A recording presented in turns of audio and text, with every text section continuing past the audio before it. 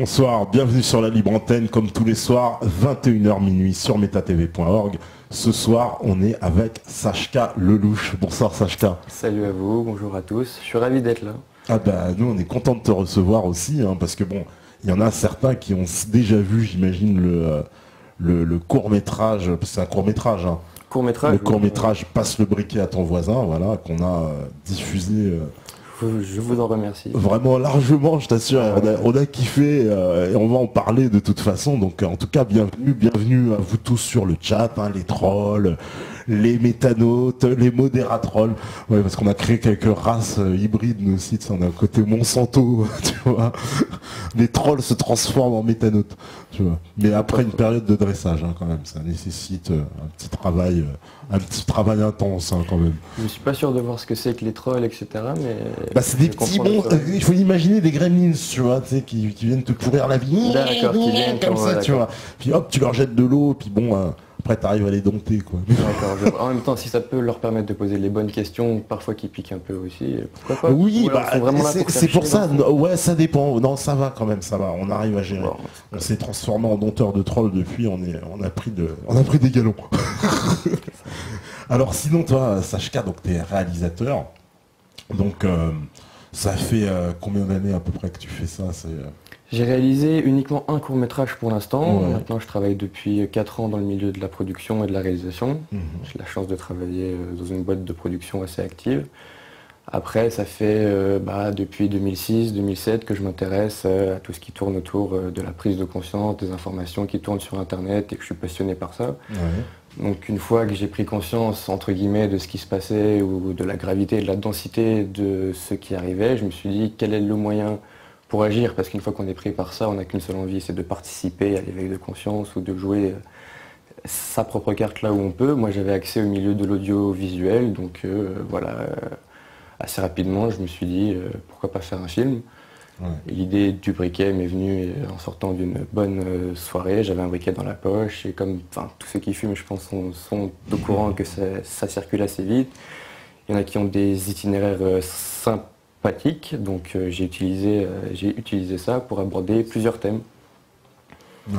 Voilà qui me tenait à cœur. Alors bon, alors une question, autant la rendre tout de suite, celle-là on me dit l'invité a-t-il un lien de parenté avec Claude? Je suis son fils. Voilà, comme ça au moins c'est réglé. Voilà. Et la chance que j'ai eue dans mes 4 dernières années de production et de réalisation, c'était de travailler à ses côtés. Donc pour tout ce qui concerne la réalisation et la mise en place d'un projet audiovisuel, j'ai bénéficié à ce niveau-là.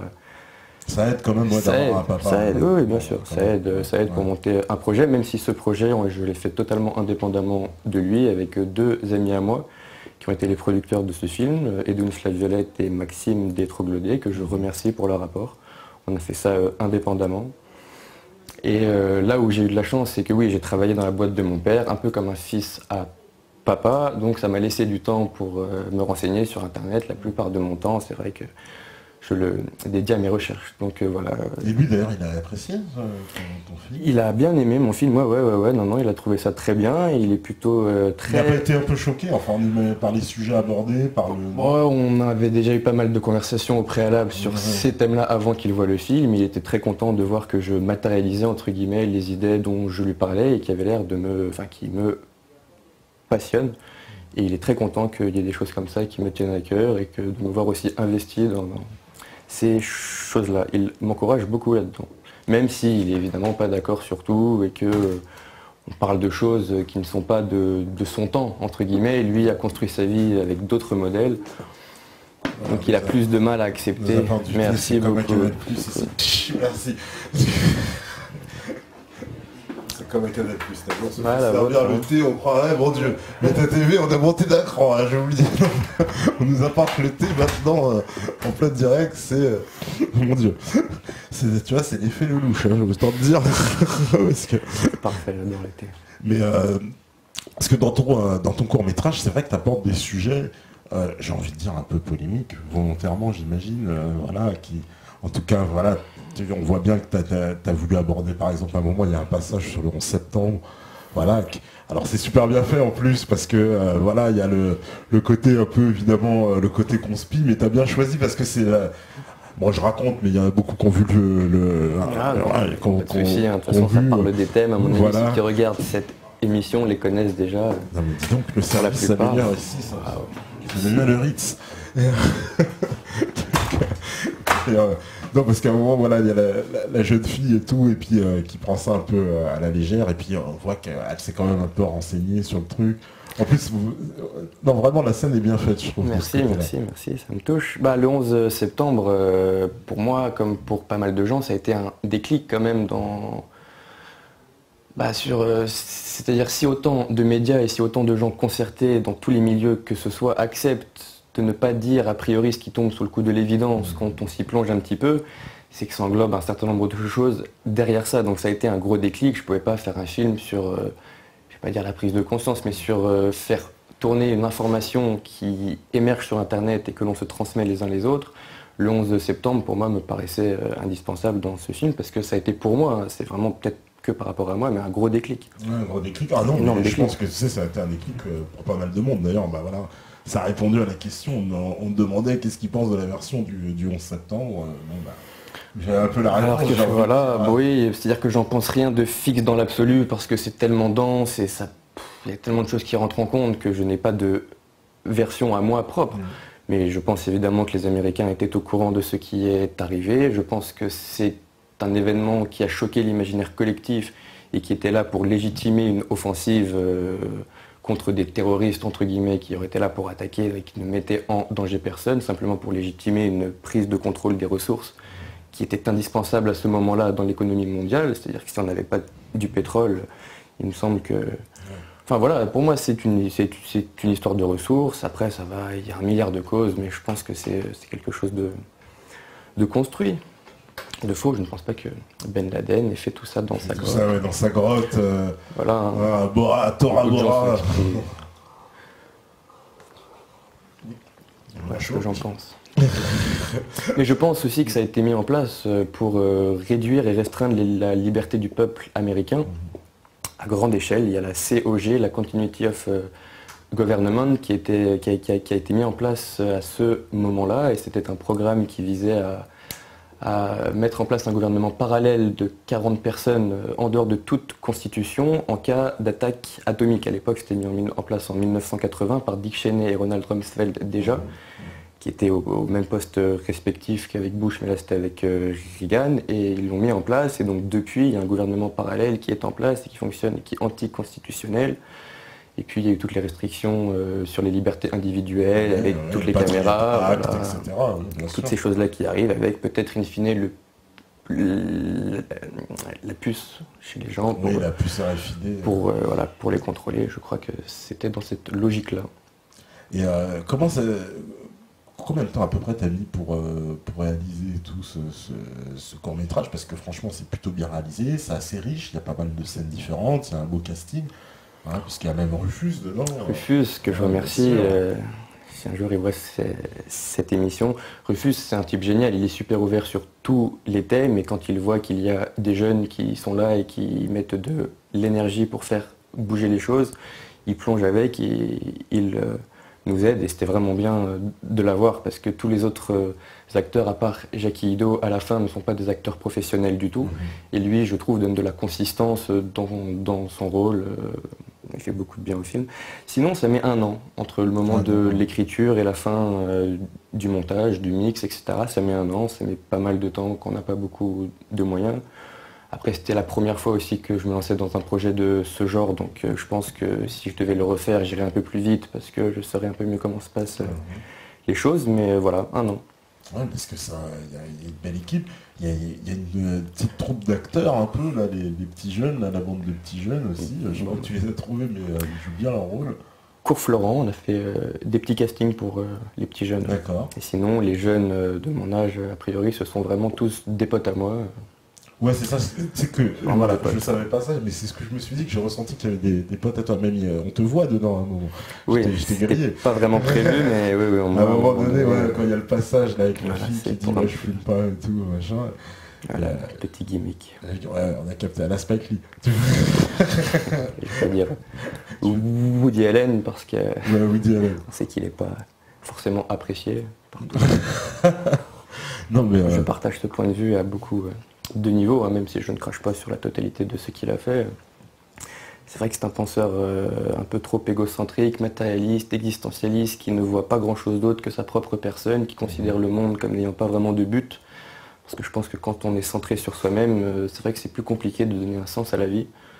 Et quand on pense à la vie uniquement avec des outils intellectuels purement mentaux, je pense que c'est compliqué de donner un sens à la vie. Si on ne pense à la vie qu'avec des mots, on arrive vite, on tourne vite en rond parce qu'on peut tout prouver son contraire. Et lui, c'est ce qu'il aime bien faire, donc c'est intéressant à écouter. C'est de la rhétorique que moi j'aime bien, c'est rigolo, mais sur le fond, j'ai un souci avec son message à ce niveau-là. alors c'est marrant, on me dit, alors Monsieur Lelouch comprend-il que s'il continue dans cette direction artistique, il n'aura pas autant de budget et d'autorisation dans les grandes productions de cinéma, même avec l'aide de son père? Question. C'est-à-dire qu'ils se disent, oui, que la voie que tu as empruntée, c'est presque, Oui. j'ai envie de dire, une voie en deux glandes, quoi. C'est pas un souci, je veux dire, moi je fais pas du tout ça pour faire de l'argent. Je ne suis pas dans une nécessité à l'origine de faire de l'argent pour avoir un toit et pour trouver de la nourriture. Donc j'ai fait ces choses-là parce que je voulais me rendre utile à une cause, entre guillemets. J'ai le sentiment d'appartenir à une époque très intéressante où l'information permet aux gens de s'informer comme jamais et qu'on peut être actif si on a des moyens de diffusion. On peut être très actif à plusieurs niveaux. Moi, je bénéficie de cette chance d'un accès au cinéma.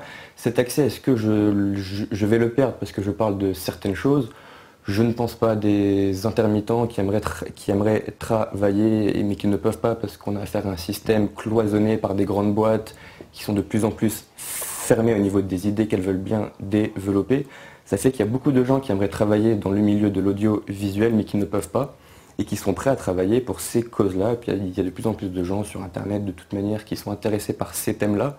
Donc il y a un vrai public aussi derrière. Je ne dis pas que c'est du marketing, mais il y a un vrai public. Donc je pense qu'on va trouver les soutiens nécessaires pour faire des projets qui collent avec ce que l'on a envie de dire profondément. J'ai pas vraiment de soucis par rapport à ça. Alors voilà. À la base, moi je ne voulais pas faire de cinéma. C'était vraiment l'outil que j'avais à premier abord à portée de main pour faire passer un message. Mais aujourd'hui, je fais des documentaires qui coûtent moins cher et qui permettent de faire le même travail. Donc non, voilà. Ça me fait pas peur. Lâche pas le cinéma, en tout cas. Non, mais on est en train. On est en train d'écrire un film, un long métrage. Après, il faut s'imaginer que lorsque l'on écrit un film, il faut prendre en compte qu'on n'a pas des gros budgets. Donc il faut imaginer un film qui se passe pour la grande partie dans une pièce, imaginer des choses qui ne coûtent pas trop cher. Donc ça fait travailler l'imagination et souvent on trouve des choses qui sont mieux. Du coup, la contrainte sollicite l'imagination. Mais en tout cas, moi j'ai trouvé ça hyper créatif, si tu veux, voilà, d'aborder en fait justement ces thématiques qui sont un peu, allez, on va dire, taxées à chaque fois de complotisme entre guillemets, puisque c'est un peu comme ça que les grands médias veulent présenter ces sujets-là. Et j'ai trouvé ça courageux justement de les aborder si tu veux, c'est pas vraiment du courage. J'ai été très naïf en fait à la base. J'ai idéalisé le monde pendant très longtemps. J'ai vraiment cru que les hommes étaient égaux entre eux depuis la naissance, que la démocratie marchait, que la presse était libre. Et j'ai vraiment cru ça. Et lorsque je me suis rendu compte que ce n'était pas le cas, je me suis vraiment dit, si moi ça me frappe aussi vite, ça frappera les autres aussi vite et il faut le dire vite. Enfin, je ne me suis pas dit que ça allait être mal interprété, que je prenais des risques. Ça vient du cœur, c'est quelque chose. Si moi ça me parle, pour moi ça parlerait à tout le monde qui avait un peu de bon sens, mais enfin pas un petit peu de bon sens, hein, je ne veux pas être condescendant pour ceux qui ne pensent pas la même chose que nous. Mais non, j'ai pas eu peur et j'ai pas eu l'impression de dire des choses qui étaient dangereuses sur le fond. J'ai dit ce que je pensais des choses. Voilà. Alors là, bon, sur le chat troll, sache qu'à Lelouch invité, c'est l'effet festival de Cannes, on va dire. Bon, c'est le chat troll, hein, donc. Je ne suis jamais allé à Cannes. T'as jamais fait, c'est vrai? Non, j'y suis jamais allé. J'ai mes sœurs qui y sont allées, mais c'est pas trop mon style. Ouais. Les paillettes, être bien habillé, le petit tapis rouge, c'est pas trop mon truc. Ouais, toi je sentais plus ghetto, t'es plus dans un rigolade. Ils ont du mal à comprendre, c'est des trolls, c'est le concept troll. Et justement aussi, je voulais parler de la musique dans ton film, parce que j'ai vu, c'était Animal Son. Alors Animal Son, évidemment, bon, il y a les fans de rap hein, qui connaissent, mais là, il y en a qui connaissent pas, mais c'est quand même emblématique parce que voilà, c'est ceux qui faisaient les sons de Booba, entre autres, donc ils ont fait gravement connaître hein, avec un certain nombre de classiques. J'ai travaillé une première année dans la boîte de production de ma sœur, qui était axée sur la culture urbaine, et son mari de l'époque était Fred Musa, qui travaillait à Skyrock. Ah bah, et donc voilà, un peu dans le milieu du rap, et Clément avait travaillé, collaboré avec ma sœur sur un projet. Je l'ai croisé à cette occasion-là, on a discuté un petit peu du monde, de comment les choses évoluaient, etc. On a bien accroché, on est parti boire un café, je lui ai dit plus tard que j'avais un petit projet, s'il acceptait de faire la musique gratuitement, évidemment, vu que c'était un court-métrage où personne n'a été payé. Il a bien voulu, il a accepté à ma grande surprise, et donc on bénéficie, c'est vrai, d'une musique de qualité. Ah ouais, la musique dans le cinéma, quand on connaît l'importance de la musique, c'était une vraie chance de l'avoir à ce moment-là. Parce que la musique, elle apporte vraiment une ambiance je trouve tout au long un peu bien vu, quoi, un peu mystique à la fois, tu vois, parce que faut le dire clairement, ce qui a inspiré cette culture des vidéos sur internet, justement, il y a toujours eu ce côté avec la musique un peu qui fait peur, et puis on montre des images, etc. La musique est très importante, quoi, et là, la musique est vraiment magnifique, je trouve, super. Je l'en remercie, hein, c'est lui qui doit être flatté. Ah non, mais ça tombe, je trouve, à point nommé, à chaque fois il a trouvé des bonnes ambiances, voilà, c'est très travaillé, quoi. La musique est importante en plus dans le concept général, quoi. Ouais. Je trouve que de toute façon quand on prend un soin de la musique dans le cinéma, c'est un plus. Hein. C'est un plus, c'est clair. Bah, d'ailleurs, il y a beaucoup de films américains qui jouent sur leur grosse musique derrière, et bon, on voit quand un film n'est pas très très bon, il y a de la musique tout le temps en permanence parce que ça habille parfaitement bien, ça habille presque tout. Je veux dire, là, si vous passiez cette émission avec une bande son en fond, tout ça serait encore un peu plus joli, on serait plus d'accord parce que ça s'adresse à une partie du corps qui est inconsciente, émotionnelle, qui vibre et qui enrobe un petit peu les choses. C'est pour ça que l'état de la musique actuelle, déplorable, a des effets, à mon goût, dévastateurs chez les jeunes, etc. Et c'est vraiment quelque chose que l'on perd parce que c'est peut-être une des plus grandes sciences que l'on ait, c'est la musique. Et aujourd'hui, le fait qu'elle ait été défigurée à ce point-là pour des raisons économiques, idéologiques aussi, parce qu'il y a beaucoup de messages qui passent à travers ça, c'est non seulement dangereux dans les impacts qu'elle a chez les jeunes qui l'écoutent et même chez les moins jeunes, mais c'est surtout un manque pour nous qui n'écoutons pas ce genre de musique, mais qui n'avons plus accès à de la musique de bonne qualité, sauf si on la cherche, évidemment. Je ne me fais aucun souci pour ça. Le nombre de jeunes qui, sur la Terre, aujourd'hui, jouent de la musique et sont certainement très très doués, ça existe et ça reviendra, mais aujourd'hui, avec le monopole des radios et des médias qui ne diffusent que certaines choses, on perd quelque chose de très important. Et toi d'ailleurs, t'aimes quoi vos goûts musicaux Moi, j'ai jamais été un vrai fanatique de musique. J'écoutais à peu près tout ce qui me faisait du bien au moment où ça venait. Aujourd'hui, je me redirige vers du classique de plus en plus pour me rééduquer un petit peu l'oreille, entre guillemets. C'est-à-dire que consciemment, je vais vers ce genre de musique. Musique classique ou classique les standards Non, le piano, la musique classique à ce niveau-là, voilà. Ou alors des instrumentales.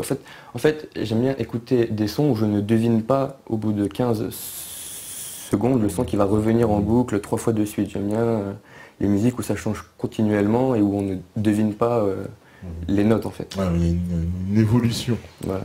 Alors, bon, on nous dit, oui, peux-tu nous parler de ton futur film? Oui, bon, tu peux en parler, mais pas trop quand même. Hein. On va pas dévoiler comme ça tous les scoops. Il vous a expliqué déjà. Je peux en parler, ça fait, je pense, si, ça ne me dérange pas. Ce serait un film dans lequel, pour une raison astrologique ou autre, une éruption solaire, les énergies magnétiques, entre guillemets, changeraient un petit peu sur Terre. Ça, c'est la partie science-fiction du film. Mais 5% des gens seraient déconditionnés. En fait, la partie de leur cerveau réservée au conditionnement, même s'il y en a plusieurs, la principale serait déconditionnée. Ce serait 5% des gens à tous les niveaux de la société. Donc il y aurait des gens qui prendraient la parole, des profs par exemple, des gens qui passeraient à la télévision, des hommes politiques, mais même des grands banquiers ou même des gens dans les plus haute sphère qui verrait le monde différemment et donc du coup ferait parvenir une information, divulguerait des choses. Et le film en fait se baserait sur entre guillemets les maîtres du monde qui se réuniraient, qui assisteraient à ces informations qui sont divulguées et qui s'inquiéteraient du coup d'une prise de conscience qui semble inéluctable vu les informations qui sont divulguées et vu qu'il y a des gens haut placés qui eux aussi ont les moyens maintenant de diffuser ce qu'ils pensent. Voilà, c'est un petit peu ça. Ce sont les maîtres du monde qui essaieraient de contenir une prise de conscience généralisée qui serait impulsée par 5% des gens qui ne seraient plus conditionnés. Ça promet en tout cas. Ouais, ça promet. En tout cas, le scénario, vous voyez, il y a du scoop, hein, parce qu'ils sont toujours très très curieux. D'ailleurs, ils demandent, tu penses quoi de l'interdiction du film d'Abel Ferrara? Oui, c'est vrai, j'ai vu, il avait des problèmes, Abel Ferrara, avec son film. Oui. Bah, j'ai pas trop d'avis sur la question. Je sais pas trop. Si j'ai envie de voir ce film, moi c'est pour voir la performance de Depardieu, qui a priori est excellent dedans. Sinon, c'est un film, si c'est là pour légitimer ou excuser. Je n'ai pas vu le film du tout, ce qui s'est passé avec Strauss-Kahn. Si c'est pour que l'on en reparle, même encore une fois, je pense qu'on a tellement parlé de Strauss-Kahn que... oui, c'est vrai. J'en pense rien de vraiment spécial, je sais pas trop. Peut-être que s'il est interdit, c'est parce qu'il porte atteinte à l'image de Strauss-Kahn et qu'il essaierait de la protéger. J'en sais rien, je ne vais pas m'avancer sur ça. Quand même, moi, ça me fait penser que les Français, quand même, on arrive au stade américain, parce que finalement, un fait divers comme ça, maintenant, devient un film immédiatement, un peu comme ce qu'on voyait aux États-Unis. On n'avait jamais trop vu ça en France, pour le moment, ce genre de film comme ça. Là, c'était du 24 heures. Oui, là, en plus, il y a eu un film, mais au moment où ça a eu lieu, c'était du 24 heures sur 24. On ne parlait que de ça, sur deux chaînes en même temps. Comme il se passe là pour le procès du coureur sud-américain qui a tué sa femme, ils en font tout un feuilleton et ça prend les gens comme une télé-réalité vraiment mise en scène, etc. Sur l'information réelle. Voilà, et ça détourne de tous les autres problèmes. Je me rappelle qu'à cette époque de Strauss-Kahn, je me souviens plus très bien ce qu'il y avait, mais il se passait un tas de choses dans le monde beaucoup plus importantes que ça. Il y avait une guerre en Libye, il y avait le plafond de la dette américaine qui était repoussé encore une fois. Il y avait un traité qui était passé au niveau européen. Enfin, c'était vraiment de l'information fumigène qui ne sert à rien dans le fond. Après, les raisons de pourquoi est-ce qu'on a fustigé la personne de Strauss-Kahn m'intriguent un petit peu. Ouais, moi aussi. Parce que on n'a pas vraiment la réponse en fait. On a toujours pas eu la réponse. Il n'y a aucune version qui tienne dans cette affaire. Est-ce qu'il leur a claqué entre les pattes? Est-ce qu'il avait prévu de faire un truc, de révéler des choses? Je sais pas, j'ai entendu beaucoup de thèses, je sais pas trop. C'est vrai que c'est trouble. C'est vrai que c'est trouble. Mais on est vraiment devenu américanisé. Parce qu'on parlait, toi, alors en plus, tu m'as dit, tu connais bien quand même le cinéma hollywoodien, le cinéma américain. D'ailleurs, c'est quoi tes influences un peu dans le cinéma? C'est quoi les films qui t'ont marqué, les générations de films qui t'ont marqué? Je suis pas spécialement cinéphile. Donc j'ai pas un réalisateur particulier qui m'inspire plus qu'un autre.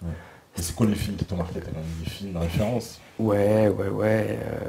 Des films références. Non, les films de Stanley Kubrick. Ah bah c'est marrant, tu vois, parce qu'on nous avait dit Eyes Wide Shut, tu vois, c'est ça qui parle. Que j'aimais bien, que j'aimais bien. Dans un premier temps, je pensais qu'il était plutôt à la solve de ceux justement qui essayaient de nous influencer, et au fur et à mesure, j'ai plutôt compris que c'était quelqu'un qui révélait plutôt certaines choses. Quand j'ai revu Orange Mécanique il n'y a pas très longtemps, sur le conditionnement et sur les techniques de conditionnement de l'esprit humain, du psychisme, etc. qu'ils mettent en place, sur la manipulation médiatique qui suit le reconditionnement justement du personnage principal du film. Ça dit beaucoup de choses sur les techniques développées par la CIA pour le conditionnement de l'homme et le remodelage de l'homme. Donc il dénonçait ça plus du doigt, c'est-à-dire en partant d'une société qui ne va pas bien à la base, la violence qui germe chez les jeunes, elle est légitime à certains égards, et comment la presse et le système récupéraient ça pour faire accepter des méthodes de reconditionnement. Enfin, c'est... Eyes Wide Shut, il dit beaucoup de choses, Eyes Wide Shut, voilà. Matrix, ça, tu as aimé Matrix? Matrix, j'ai aimé, mais j'ai jamais vraiment aimé la morale finalement du film, parce que je pense qu'il dit beaucoup de choses sur la matrice, de la pilule bleue, la pilule rouge, un monde que les gens acceptent de voir, qui est complètement faux, complètement fabriqué. Ça, c'est totalement vrai, et je remercie ce film de parler de ce genre de choses. Maintenant, comment est-ce qu'on règle ce monde qui est totalement contrôlée, c'est par un homme qui est élu, donc c'est l'élu, donc c'est une personne individuelle, c'est individualiste dans le fond, c'est-à-dire que les choses évoluent et vont dans le sens du bien quand c'est une personne qui agit seule, ce n'est pas la communauté qui se concerte pour que les choses aillent mieux. Et ça, c'est plus ou moins ce qui, à mes yeux, caractérise la mythologie américaine constituée des Marvel et DC Comics, c'est que souvent, ils reprennent tous les grands mythes archétypaux grecs, égyptiens. Par exemple, donnez un exemple pour qu'on comprenne bien un mythe qui a été repris pour qu'on illustre un peu ça, justement. Un mythe américain détourné. Mais c'est pas qu'ils sont directement détournés, c'est que...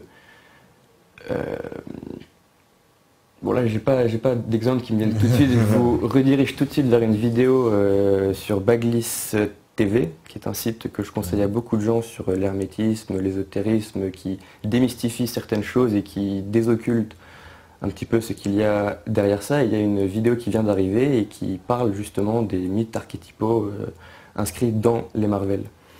Mais évidemment, ce sont des gens qui sont au courant de tous les mythes grecs, de tous les mythes égyptiens, de toutes les grandes légendes, et ils se les ont évidemment réappropriés à leur sauce. Voilà. Et ce qui caractérise pour moi cette mythologie américaine, c'est encore et toujours, quand les choses vont mal, le super-héros qui sauve la situation, il sauve les gens seul. Ce n'est pas collectivement, donc ça entretient un peu cet American Dream où on est individualiste et c'est seul que l'on fait avancer les choses. Parce que ça, c'est une constante dans le cinéma américain, donc l'homme qui sauve le monde. Bon, il est souvent américain, je vous précise. Toujours. Il est rarement, il n'est pas français, hein, rassurez-vous, hein, il est souvent américain quand même. Et c'est lui qui sauve le monde à chaque fois. Et c'est vrai, alors ça, tout à l'heure, on en parlait en off, tu m'as fait pointer le doigt là-dessus en me disant, mais c'est vrai, à chaque fois, ça ramène en fait une espèce d'individualisme fou, quoi. Oui. Qu'une personne peut sauver le monde, quoi. Et ce n'est jamais n'importe qui, ça veut dire que ce n'est pas une personne seule qui, par ses recherches ou par ce qu'elle vit, va être amenée à ça. Soit elle est piquée par une araignée, donc c'est un signe du ciel, soit c'est un petit Batman, donc il est déjà riche à l'origine, donc ça lui permet de faire des choses.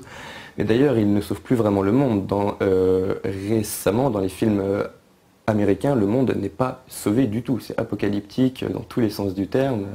Enfin, si, ceux qui sont bien, ce sont à chaque fois une petite élite, mais aujourd'hui, le cinéma américain, il est moins super-héros, il est plus apocalyptique.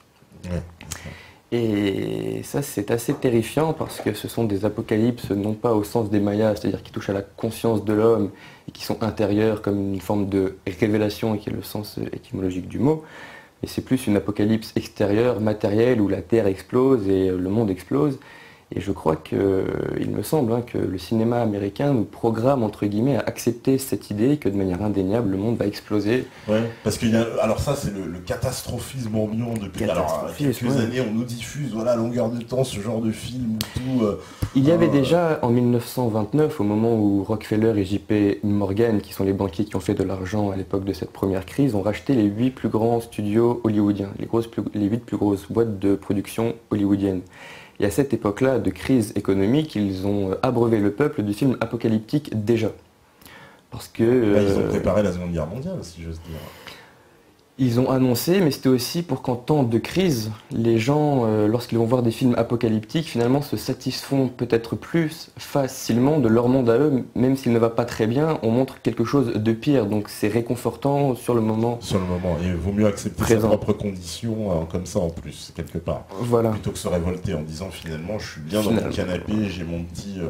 je prends ma petite douche chaude après. Ouais. Exactement, donc ça annonçait la Seconde Guerre mondiale, et là il y a de plus en plus de gens avec ce qui se passe en Ukraine, mais depuis quelques temps déjà, qui annoncent une Troisième Guerre mondiale, ou en tout cas un événement choc qui permettrait à ce système économique à l'agonie complète de se renouveler et de se remettre en place. A priori, je ne vois pas ce qui pourrait maintenir les mêmes gens qui sont à la tête de cette économie sans...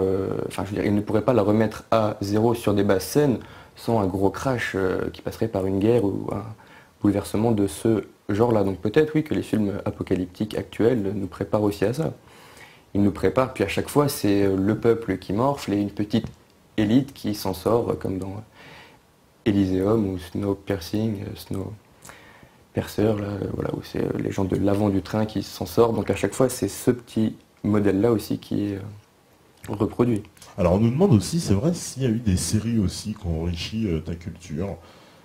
Pas que les films certainement, parce que c'est vrai que les séries après Oui, de la place je suis quelqu'un de ma génération dans tous les sens du terme. À ce niveau-là aussi, j'ai passé un temps fou devant les séries, oui. Dexter, en ce moment je suis sur Game of Thrones, Oz, j'ai beaucoup aimé Oz. Oz, je trouvais qu'elle est un peu plus loin et sur la société, ça nous permettait de prendre du recul, même si c'était un peu fataliste en expliquant que l'homme, même s'il voulait évoluer, ne pouvait pas. Moi, c'est comme ça que j'ai vu un petit peu la chose, c'est qu'à chaque fois qu'un des prisonniers avait pour envie de passer à autre chose, dans la religion ou autre, il y avait toujours un facteur extérieur plus fort que lui qui le ramenait à sa condition de personne qui ne se maîtrise pas, qui fait un peu de la merde. Donc j'ai trouvé que c'était un peu fataliste, même s'il y avait des super infos et des analyses sur comment fonctionnait le système judiciaire et la société dans son ensemble qui était très très intéressante. Non, c'était vachement bien, moi j'ai passé... et comment t'expliques justement le succès, par exemple, Game of Thrones, parce que c'est phénoménal, quoi. Ouais, c'est phénoménal, non, j'en suis la première victime, alors que pourtant les quelques premiers épisodes, les 3 premiers épisodes, pour moi c'était une apologie du vice. Parce que tous les personnages à leurs différents niveaux ont des vices, je veux dire, il n'y a personne qui se comporte vraiment bien dans ce truc-là. Ils sont tous avides de pouvoir, d'argent, de sexe, c'était ultra violent, donc c'était vraiment encore de nous habituer à des scènes de violence, le sexe revenait, l'argent, donc c'est les 3 gros thèmes, quoi. Ils sont tous alcooliques, ils se battent, c'est des joutes verbales, c'est de la manipulation, c'est du pouvoir, donc c'est quand même une exaltation des vices. Complètement. Je me suis fait avoir par ça, je me suis fait avoir, hein. J'ai vu la saison 4 que j'ai bien attendue, et les séries américaines... T'es pas le seul. Les séries américaines, ils dépeignent souvent des gens qui ont ces caractéristiques-là, mais on finit par les aimer parce que c'est la nature du cinéma d'être pris d'affection pour le héros du film.